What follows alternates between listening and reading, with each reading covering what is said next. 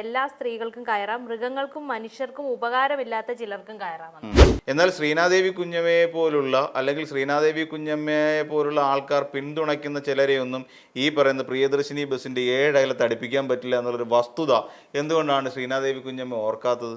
എനിക്ക് തോന്നുന്നു രാഹുൽ മാങ്കൂട്ടത്തിലെ കോഴി എന്ന് ആദ്യമായി വിളിക്കുന്ന ഒരാൾ എനിക്ക് തോന്നുന്നു അദ്ദേഹമായിരിക്കും. കോഴിയാണ് രാഹുൽ മാങ്കൂട്ടത്തിൽ എന്ന് പറഞ്ഞത്. ചിഞ്ചുറാണി മന്ത്രിയായിരിക്കുന്ന സമയത്ത് അവർ KSRTC ബസ്സിൽ കയറാൻ വേണ്ടിയിട്ട് സ്ലിപ്പർ ഇട്ടുകൊണ്ട് ചിലപ്പോൾ KSRTC ബസ് സ്റ്റാൻഡിൽ നിന്നിരിക്കും. അവർക്ക് അതിൽ യാതൊരു ആക്ഷേപവും ഇല്ല, യാതൊരു ബുദ്ധിമുട്ടും ഇല്ല. കമ്മിറ്റിയിൽ പങ്കെടുക്കാൻ വേണ്ടി കാർ അയച്ചു കൊടുക്കാത്തതിന് പാർട്ടി വിട്ടുപോയി കോൺഗ്രസിലേക്ക് കയറിയ ഒരാൾ ഇപ്പൊ ശ്രീനാദേവി കുഞ്ഞമ്മയുടെ പാർട്ടിക്കുള്ളിൽ ഉണ്ടെന്നേ. ഈ പറയുന്ന ശ്രീനാദേവി കുഞ്ഞമ്മ ഇങ്ങനെ ഒരു ആരോപണം ഉന്നയിച്ചെന്ന് പറഞ്ഞിട്ട് രാത്രിയിൽ ശ്രീനാദേവി കുഞ്ഞമ്മയുടെ വീട്ടിലോട്ട് വിളിച്ച് ചിഞ്ചുറാണി ചീത്ത വിളിക്കാൻ പോകുന്നില്ല. 800 കോടി മാത്രം വർഷം മുടക്കിക്കൊണ്ട് ഇവിടെ സ്ത്രീകളുടെ കണ്ണിൽ പൊടിയിട്ടിരിക്കുന്നു എന്നുള്ളതാണ്.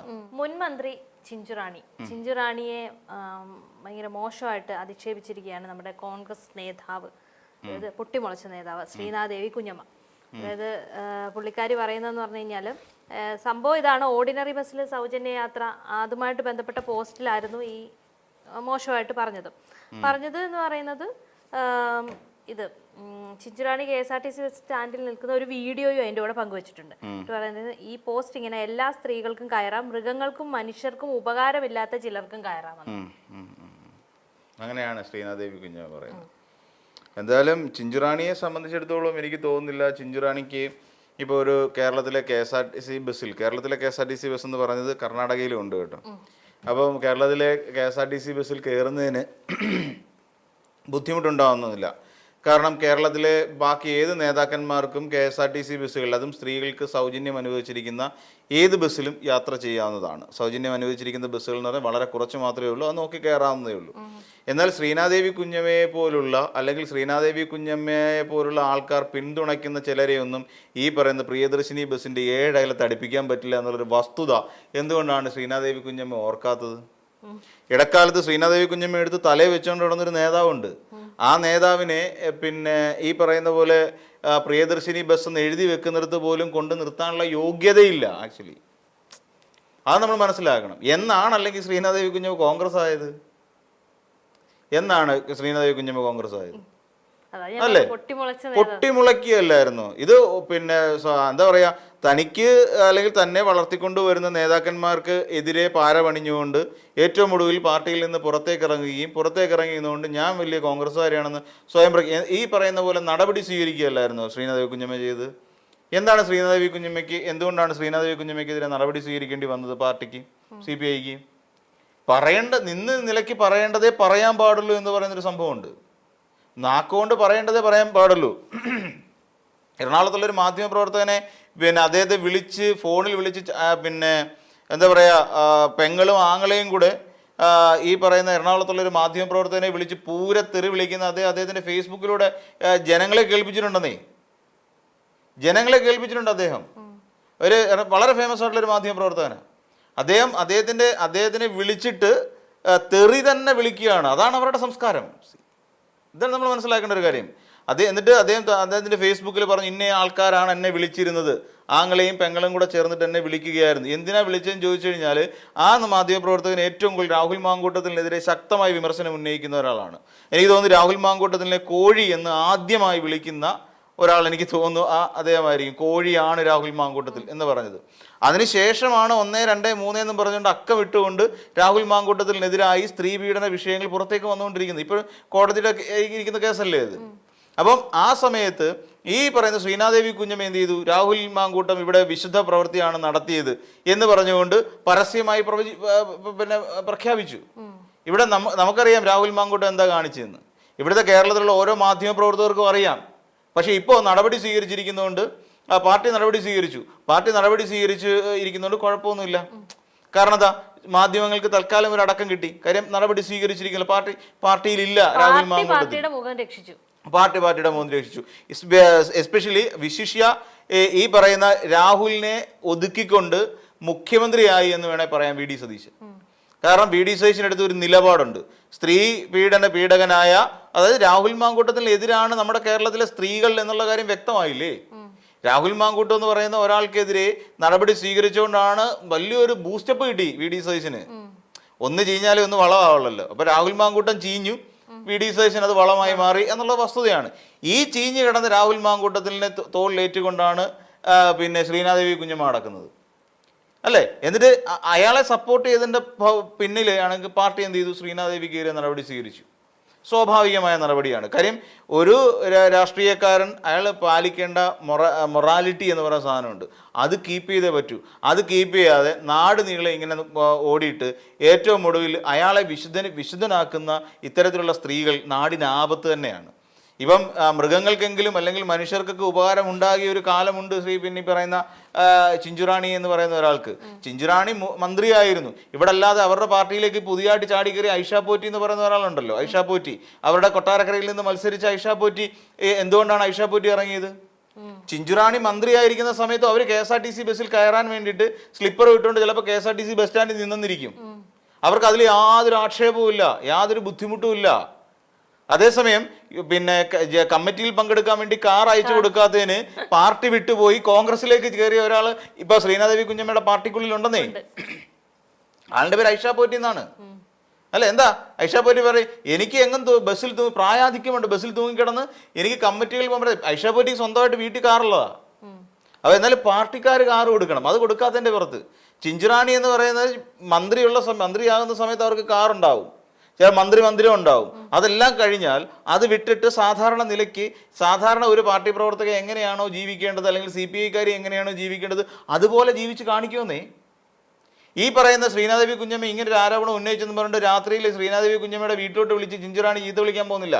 ചിഞ്ചുറാണിയുടെ അല്ലെങ്കിൽ ശ്രീനാദേവി കുഞ്ഞമ്മയുടെ സംസ്കാരമല്ല ചിഞ്ചുറാണിയുടെ സംസ്കാരം.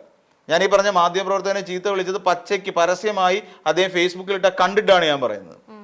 അപ്പോൾ ഇങ്ങനെ ഒരു ക്യാരക്ടറാണ് ഇവർക്കുള്ളത്. എവിടെയും ഈ പറയുന്ന പോലെ ഈ കേരളത്തിലുള്ള ഏതെങ്കിലും കുറേ അമ്മച്ചിമാരല്ലാതെ കേരളത്തിലുള്ള വേറെ ആരെങ്കിലും ഒരാൾ ഈ രാഹുൽ മാങ്കൂട്ടം ചെയ്തത് പുണ്യപ്രവൃത്തിയാണെന്ന് പറഞ്ഞിട്ടുണ്ടോ? കേരളത്തിലെ ഏതെങ്കിലും ഒരു രാഷ്ട്രീയ നേതാക്കന്മാർ പറഞ്ഞിട്ടുണ്ടോ? ആരും പറഞ്ഞിട്ടില്ല. പിന്നെ ഇങ്ങനെ ഷാഫി പറമ്പിൽ പറഞ്ഞപ്പോൾ വിട്ട് കളഞ്ഞിക്കൂ. വേറെ ഒരാൾ പോലും ഈ രാഹുൽ മാങ്കൂട്ടവും അദ്ദേഹത്തിൻ്റെ ഒരു ഈ പറയുന്ന ഈ എന്താ പറയുക കുറേ കമ്പനിയും അപ്പം കുറെ കമ്പനികളുണ്ട്. അപ്പം ഇവരെല്ലാം കൂടെ കാണിച്ചു കൂട്ടിയ നന്മ നിറഞ്ഞ പ്രവൃത്തിയാണെന്ന് കേരളത്തിൽ ഒരാളും പറഞ്ഞിട്ടില്ല, ശ്രീനാദേവി കുഞ്ഞമ്മ ഒഴികെ. നമ്മൾ അവരെ മനസ്സിലാക്കണം. അതുകൊണ്ടാണല്ലോ പാർട്ടി പറഞ്ഞത് മാറി നിന്നോ, ഇനി പാർട്ടിക്കകത്ത് തുടരേണ്ട ആവശ്യമില്ല. എന്നിട്ടാണ് AP ജയൻ എന്ന് പറയുന്ന ഒരാൾക്കെതിരായിട്ട് കേസ് കൊടുക്കാൻ പോകുന്നത്. AP ജയൻ എന്ന് പറയുന്ന പിന്നെ ഒരാൾ ശരിക്കും പറഞ്ഞാൽ അവിടെ പത്തനംതിട്ട ജില്ലാ സെക്രട്ടറിയാണ് CPIയുടെ. അദ്ദേഹവുമായിട്ട് ബന്ധപ്പെട്ടുകൊണ്ട് വിവാദം ഉണ്ടാക്കാൻ ശ്രമിക്കുകയായിരുന്നു. എന്തിനായിരുന്നു? ഈ പറയുന്ന ഒരു നേതാവായിരുന്നല്ലോ ഇവരുടെയൊക്കെ മെന്റർ എന്ന് പറഞ്ഞാൽ. ഒരു പാർട്ടി സെക്രട്ടറി ആയിട്ടിരിക്കുന്ന ഒരാൾ എപ്പോഴും ആ പത്തനംതിട്ട ജില്ലാ കമ്മിറ്റിയിൽ പ്രവർത്തിക്കുന്ന ഏതൊരു രാഷ്ട്രീയക്കാരിയുടെയും ഒരു മെന്റർ സ്ഥാനത്ത് ആ ജില്ലാ സെക്രട്ടറി ഉണ്ടാവും. ഏറ്റവും അവസാനം തുരങ്കം വെക്കുകയും ചെയ്തു. ഇപ്പം ആ ആരോപണത്തിനകത്ത് ഉന്നയിക്കുന്ന ഈ വിഷയമാണ്. മുൻ ജില്ലാ സെക്രട്ടറി ആയിരുന്ന ഒരാൾ എന്ന് പറഞ്ഞുകൊണ്ട് അവർക്ക് അനധികൃതമായി എന്തൊക്കെ ഇടപാടുകൾ ഫാം ഹൗസിലേക്ക് അനധികൃതമായി കോടികൾ എത്തിക്കാൻ വേണ്ടി എന്തൊക്കെയോ നീക്കുപോക്ക് ചിഞ്ചുറാണി നടത്തിയെന്നാണ് പറയുന്നത്. തെളിവുണ്ടോ?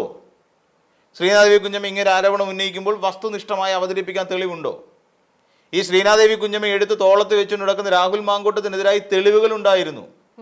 അല്ലെങ്കിൽ അതുമായി ബന്ധപ്പെട്ടുകൊണ്ട് ആരോപണം ഉന്നയിക്കുക മാത്രമല്ല, ഞങ്ങളെ പീഡിപ്പിച്ചു എന്ന് പറഞ്ഞുകൊണ്ട് സ്ത്രീകൾ രംഗത്തുണ്ടായിരുന്നു. എന്തുകൊണ്ടാണ് ആ സ്ത്രീകളെ കാണാതെ ശ്രീനാദേവി കുഞ്ഞമ്മ പോയത്?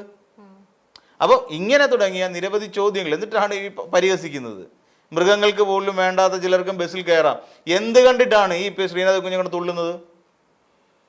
അതായത് 3800 കോടി ലാഭിക്കാൻ വെറും 800 കോടി രൂപ മുടക്കിയ ഒരു വലിയ തന്ത്രമായിരുന്നു ഈ കഴിഞ്ഞു പോയ പ്രിയദർശിനി ബസ് എന്ന് പറഞ്ഞാൽ. ഏറ്റവും വലിയ തന്ത്രമായിരുന്നു. കാര്യം സ്ത്രീ സുരക്ഷാ പെൻഷൻ എന്ന് പറഞ്ഞൊരു പെൻഷൻ 35-നും 60-നും മധ്യേ പ്രായമുള്ള സ്ത്രീകൾക്കായിട്ട് വീട്ടമ്മമാർക്ക് കൊടുക്കുന്ന ഒരു പദ്ധതി ഉണ്ടായിരുന്നു നമ്മുടെ കേരളത്തിൽ.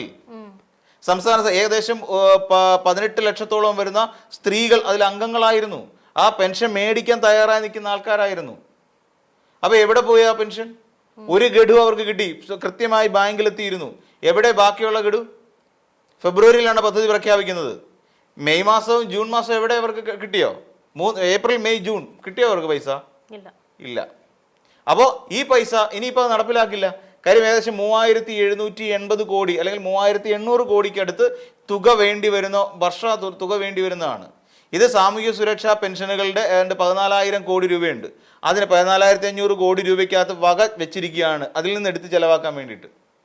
അപ്പോൾ ഇവിടെ എന്ത് ചെയ്തു? 800 കോടി മാത്രം വർഷം മുടക്കിക്കൊണ്ട് ഇവിടെ സ്ത്രീകളുടെ കണ്ണിൽ പൊടിയിട്ടിരിക്കുന്നു എന്നുള്ളതാണ്.